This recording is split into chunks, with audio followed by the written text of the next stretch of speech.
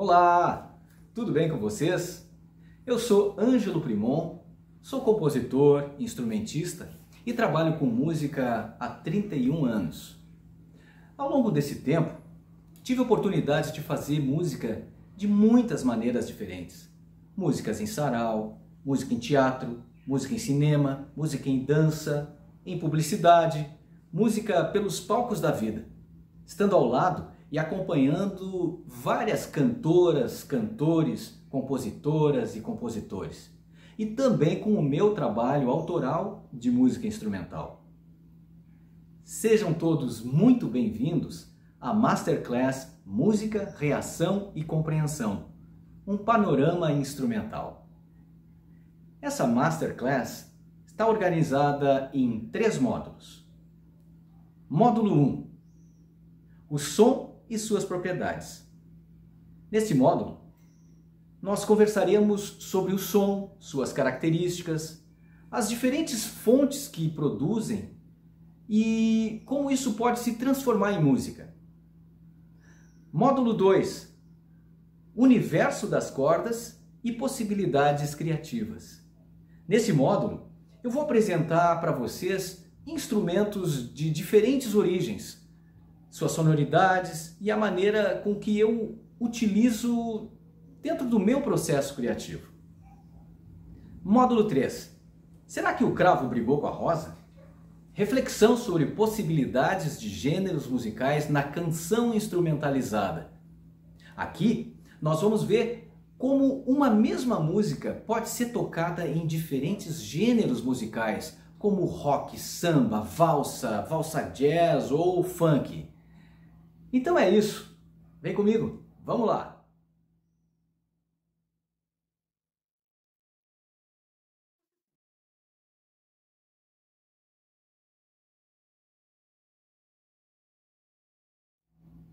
Vocês se lembram da música que iniciou esse vídeo? Ela se chama Caminhos Abertos e é uma composição minha feita especialmente para essa Masterclass. Eu usei instrumentos singulares à nossa cultura, como o surbahar, que é um instrumento indiano e que faz toda a introdução e faz a apresentação da melodia. Usei também o cajón, que é um instrumento peruano e que já está incorporado na nossa cultura e em outras expressões musicais mundo afora. Usei também o baixo elétrico, que é um instrumento muito conhecido e fundamental em vários estilos musicais, e usei também a brasileiríssima viola de 10 cordas. Na música, a escolha dos instrumentos está diretamente ligada com o resultado estético, com a intenção do compositor, ao tipo de paisagem musical que a gente quer mostrar, até um tipo de função que a música possa ter, né?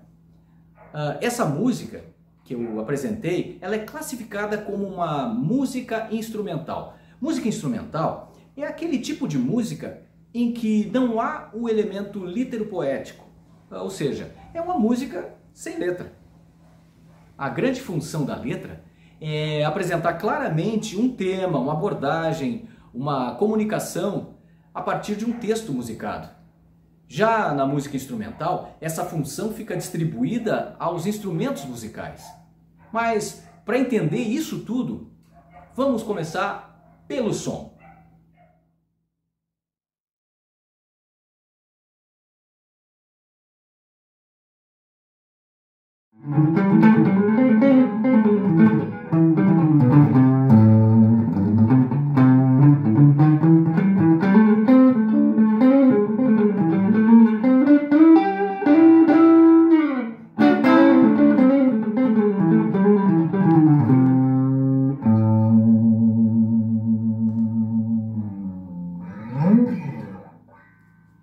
O som é um fenômeno que está presente na história da humanidade desde que o mundo é mundo.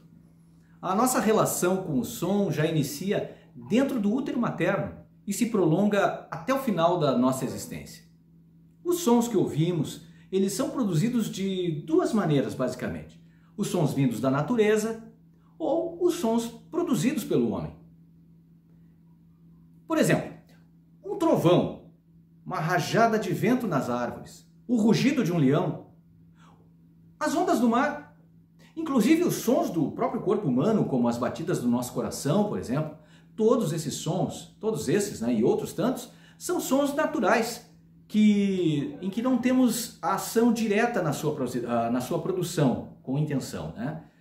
Os sons produzidos pelo homem, eles podem já ir de um solo avassalador de guitarra com distorção, até as cordas de uma orquestra, passando pela percussividade dos tambores, as sintetizações, os sampleamentos, a tecnologia aplicada aos sons, passando pelos ruídos das máquinas, carros, buzinas, batedeiras, marteladas, britadeiras, enfim. Independente, né, da organização desses sons, a atuação do homem ela é necessária para que esses sons aconteçam. Agora, independente da origem desse som, se é da natureza ou produzido pelo homem, ainda assim, o som possui 4 propriedades: altura, intensidade, duração e timbre. A altura está relacionada com a frequência. O som é produzido através de uma vibração. Quanto mais rápida é essa vibração, mais agudo é o som. Quanto mais lenta, mais grave. Quer ouvir? Agudo.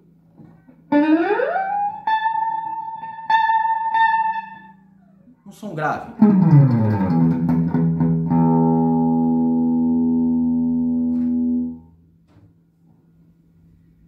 Já na intensidade, a intensidade ela tem relação com as diferentes dinâmicas que podemos tocar. Mais forte ou mais leve.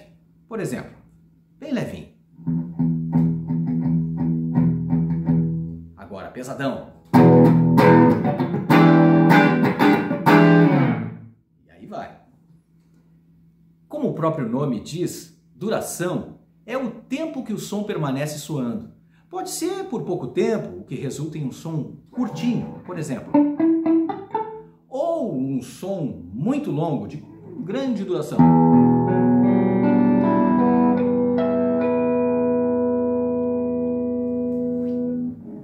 E por aí vai. O timbre, por fim, o timbre é uma característica do som. Ele é o resultado sonoro produzido por diferentes fontes sonoras. Por exemplo, a guitarra, como eu mostrei para vocês.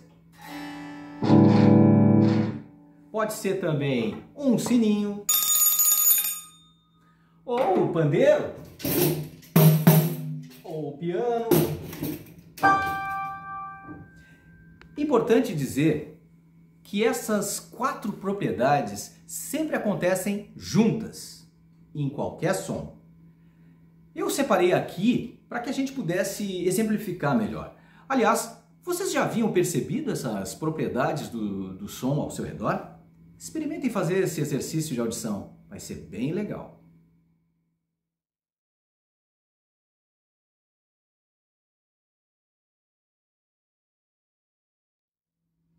O que é o silêncio? Essa é uma pergunta muito intrigante, porque a resposta pode surpreender bastante. E se eu dissesse para vocês que o silêncio pleno simplesmente não existe? Bom, se tomarmos o conceito de silêncio como sendo a ausência completa de qualquer som, certamente teríamos muitas dificuldades em conseguir construir um ambiente em que isso fosse possível. Mas na prática, esse ambiente existe. Vocês já ouviram falar da câmara anecoica? Pois a câmara anecoica é uma espécie de sala completamente vedada de sons externos e internamente preparada para conter qualquer tipo de onda sonora ou eletromagnética. Assim, é criado um ambiente para que se consiga a ausência completa de som. Porém, quando uma pessoa entra em uma câmara dessas, primeiramente ela sim percebe o silêncio. Mas com o passar do tempo, ela passa a perceber alguns alguns dos sons da natureza, aqueles que eu falei logo ali atrás, os sons do corpo humano. Tem pessoas que percebem até o seu batimento cardíaco, os sons internos da sua respiração, sons estomacais ou sons intestinais. É uma experiência que pode ser até mesmo angustiante para algumas pessoas. Aí então se percebe como é difícil realmente termos de fato o silêncio absoluto. Em música, silêncio necessariamente não está vinculado à supressão do som, mas a uma não ação musical. Ou seja, simplesmente parar de tocar por um tempo determinado.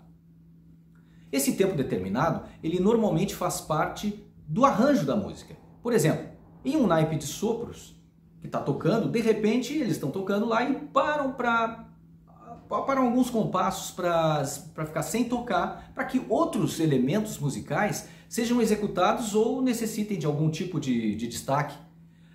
Logo após transcorrer a pausa, o silêncio na música, o naipe então volta a tocar. Isso ajuda a enriquecer o discurso musical, fazendo com que se tenha a alternância de timbres e texturas ao longo de uma execução. Mas e se eu te dissesse que o silêncio já foi utilizado como uma composição musical mesmo? Sim, foi sim. O compositor norte-americano John Cage, ele compôs uma peça para piano chamada 4 minutos e 33 segundos de silêncio, em que o pianista entra em palco, coloca um relógio ou cronômetro, senta ao piano, liga o cronômetro e simplesmente fica sem tocar por 4 minutos e 33 segundos, cronometradinho. E olha que esse é apenas o primeiro movimento da peça. Bom, eu acho simplesmente genial. Por quê? Porque o compositor faz com que a plateia se sinta confrontada com o silêncio. Imagine, logo deve começar algum tipo de sussurro, um espirro, aquelas tosses que vêm de surpresa, e até para aquele ouvinte que é menos paciente, de repente sussurrar com o colega do lado dizendo que quer o seu dinheiro de volta porque não pagou para ir lá e não ouvir nada. Interessante como a comunicação musical pode acontecer, não é verdade? Porque a não ação musical, nesse caso, é uma ação musical. E o silêncio pleno simplesmente parece que não existe.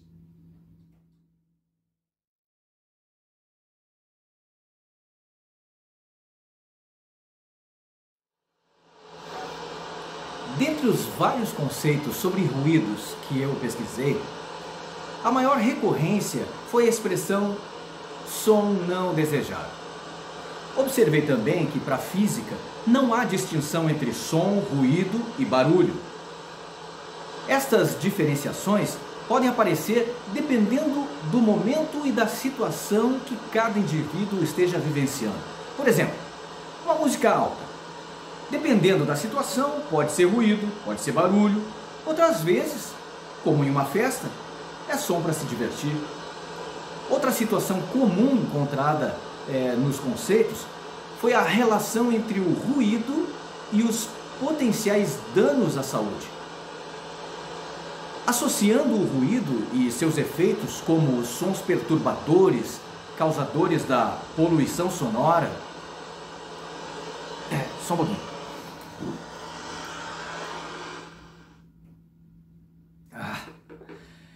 Perceberam? Agora acho que melhorou, né? Realmente nos sentimos gradualmente impactados, fisiologicamente ou psicologicamente, por esse tipo de som. Nós, seres humanos, temos um espectro de audição entre 16 e 20 mil Hz, o que ajuda a definir também um limiar de dor, em que a partir daí o ruído passa a ser nocivo à nossa saúde.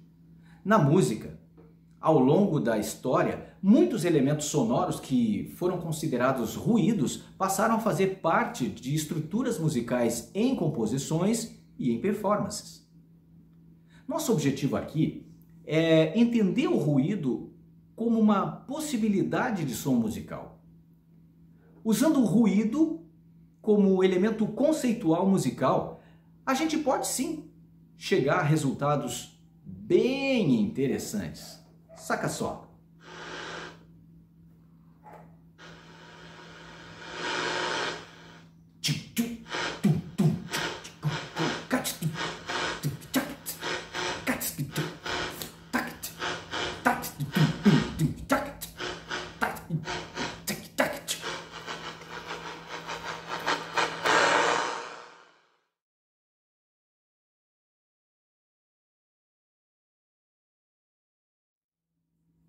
Mas afinal, o que é música? Na verdade, a música possui uma infinidade de conceitos ou tentativas de conceitualização.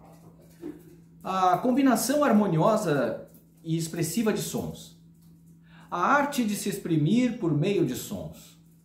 Combinação de ritmo, harmonia e melodia de maneira agradável ao ouvido. Organização temporal dos sons e silêncios. Manifestação artística e cultural de um povo. Bem, música pode ser que seja algo que um texto de 1000 palavras não seja capaz de definir. Mas por quê? Muito provavelmente pela complexidade que constitui qualquer expressão humana. Dessa forma, diferentes conceitos dão conta de definir apenas parte dessas expressões. Ou seja, se tornam apenas um ponto de vista dentro desse universo todo. No meu entendimento, música é uma capacidade humana em perceber, reagir, entender, produzir, expressar e até mesmo se emocionar com os sons. Seja fazendo o som ou percebendo o som, cada indivíduo passa a estabelecer um conjunto de relações a partir das suas percepções. As significações construídas a partir do som ou da ausência dele são construções humanas. A música passa a ser uma linguagem, como um grande guarda-chuva, em que existe estreita relação entre comunicação, emoção, lembranças, corporeidade, movimento, léxico, vibrações, códigos escritos e uma infinidade de relações e construções internas de significações. E isso tudo a partir de algo imaterial, o som. Eu fiz no meu canal do YouTube um vídeo só sobre isso. Vale a pena dar uma pesquisadinha ali, se vocês tiverem afim, claro. Tá aqui o endereço. Bom, muitas abordagens conceituais sobre música estão por aí. Busca a tua.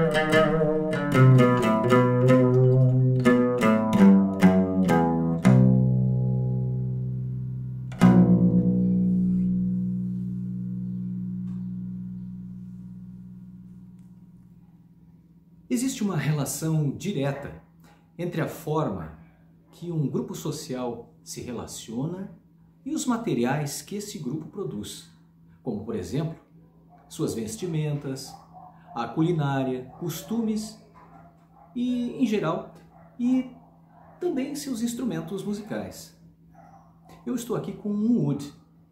Esse instrumento traz como história uma infinidade de fazeres musicais e idiomas que são muitas vezes reconhecidas pelo sotaque, o sotaque sonoro. Escuta só.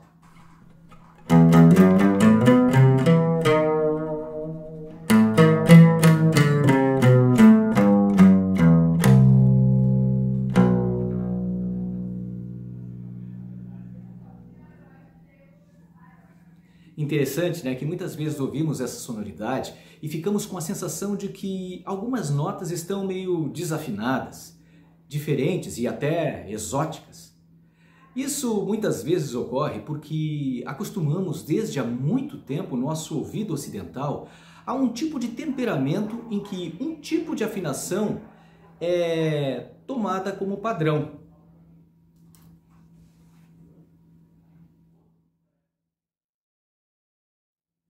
Na música ocidental, dentro da escala padrão Dó, Ré, Mi, Fá, Sol, Lá, Si, Dó, a menor distância entre duas notas, por exemplo, entre o Mi e o Fá, ou o Dó e o Dó sustenido, é chamado de semitom. Nesse sistema, não existe nenhuma outra nota entre esses dois sons. Já no sistema não temperado, existem os microtons, ou seja, entre o Dó e o Dó sustenido, existe uma gama de sonoridades que são consideradas notas para outras culturas. Culturas milenares têm isso naturalmente como prática cotidiana em sua maneira de cantar, de tocar ou de temperar seus instrumentos musicais e deixam suas marcas idiomáticas para a posteridade. Quer ver?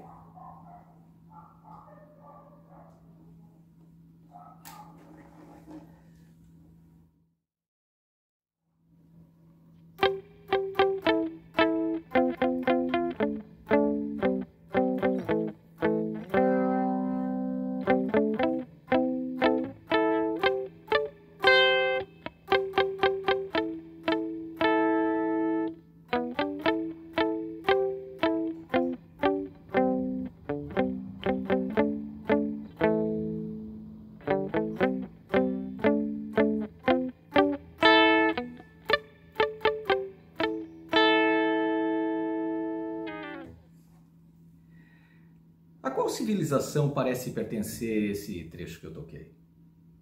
Olha, quem pensou na civilização chinesa, acertou. Isto porque o que eu toquei foi estruturado dentro da escala pentatônica chinesa. Bom, antes de tudo, o que é uma pentatônica? Na verdade, penta refere-se ao número 5 e tonos a tons, ou seja, 5 tons. Essa sequência de 5 sons, que convencionamos chamar de pentatônica, é a escala mais antiga do mundo que se tem registro. Agora eu vou pegar essa escala e vou fazer umas pequenas alterações. Saca só.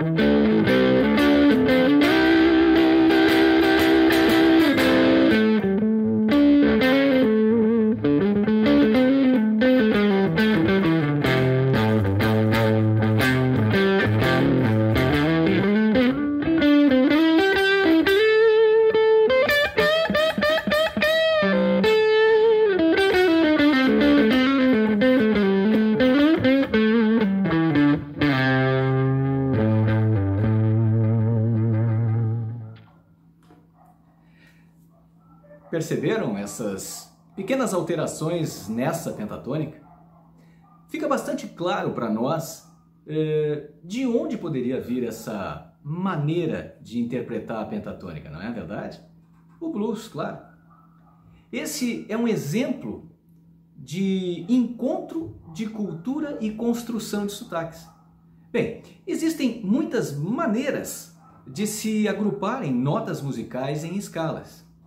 Em música, chamamos isso de modos, ou seja, maneiras de se fazer. Outro exemplo em que podemos observar diferentes sonoridades é em relação ao ritmo.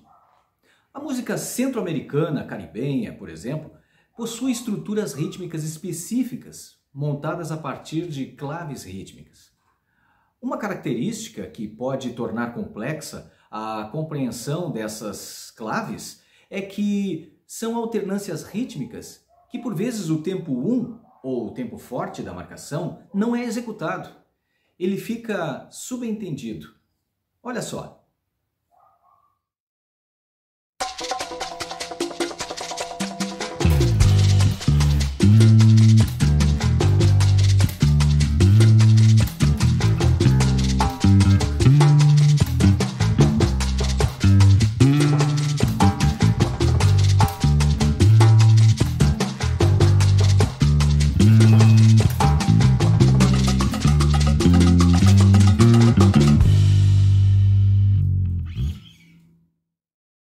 E aí, percebeu? A música indo-americana da América do Norte, Central e do Sul recebem fortíssima influência da polirritmia vinda do continente africano. Os musicólogos ocidentais, eles normalmente chamam a superposição desses ritmos de polirritmia.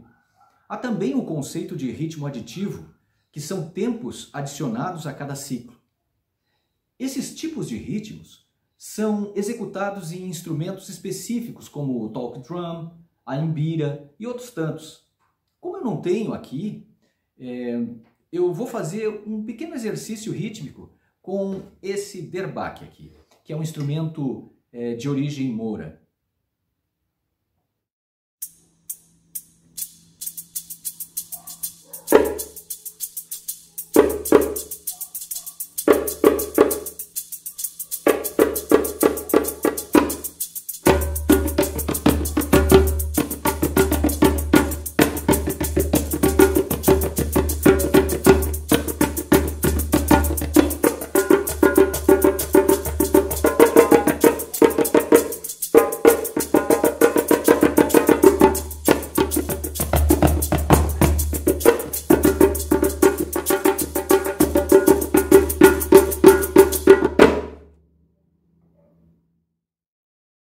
Muito legal, né? Esse lance de ritmo aditivo, não acham?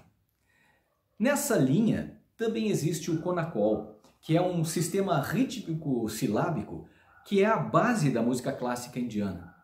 Nesse sistema, as subdivisões e aumentações rítmicas são estruturadas por agrupamentos de sílabas. Aqui há corporeidade funcionando como um veículo de entendimento estrutural e performático da música. Em tese, tudo aquilo que se consegue cantar, se consegue tocar. No Konakol, as sílabas podem ser agrupadas e podem gerar divisões ou metros, que podem variar entre compassos unários, binários, ternários, quaternários, quinários, incestinas, enfim, uma infinidade de combinações. Aqui eu vou usar uma fração quinária, unindo dois destes códigos. Takite, que é um junto com o taka. Vai dar para perceber bem a fluência e a flutuabilidade que o ritmo vai tomar. Saca só.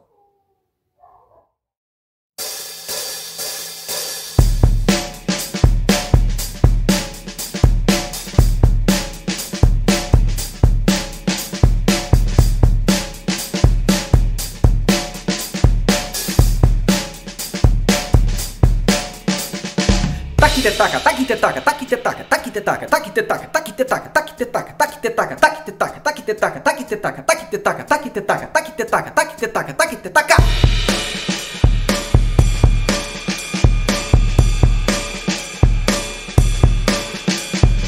Taquitetaca, taquitetaca, taquitetaca, taquitetaca, taquitetaca, taquitetaca, taquitetaca, taquitetaca, taquitetaca, taquitetaca, taquitetaca, taquitetaca, taquitetaca. As referências dos vários sotaques musicais mundo afora não ficam restritas ao que vimos aqui. Existem vários outros elementos como harmonia modal, harmonia tonal, harmonia resultante do atonalismo e por aí vai. Mas isso é assunto para outro momento. Bom, espero que vocês tenham curtido esse primeiro módulo dessa Masterclass. No próximo módulo, eu vou fazer com vocês uma viagem panorâmica pelas cordas que eu costumo trabalhar. O oud vai estar entre elas, assim como a viola de coxo, o surbahar, a viola de buriti e outros tantos. Espero vocês lá. Vamos juntos!